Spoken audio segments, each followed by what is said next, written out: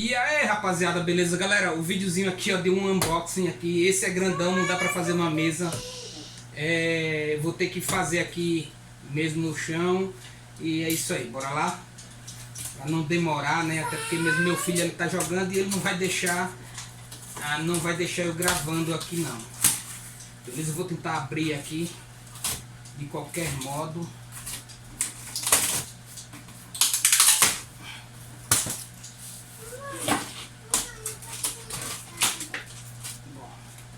Vou tentar abrir aqui de qualquer jeito.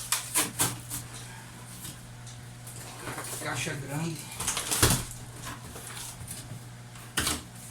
Vou rasgar.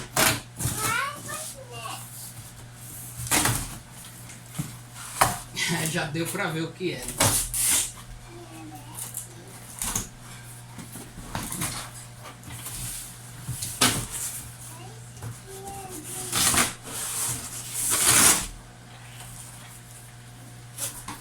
Aí, galera, que caixinha bacana, bonita. É uma caixa de som que dá pra usar aí no veículo, na mala, né? Ela tem um tamanho bem compacto. Deixa eu sentar aqui. Virar.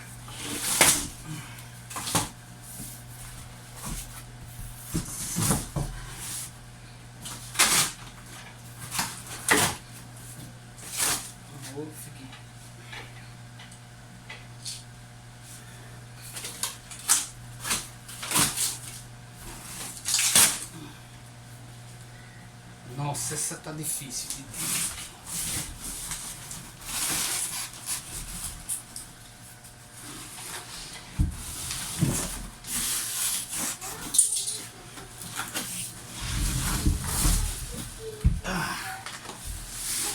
Prontinho.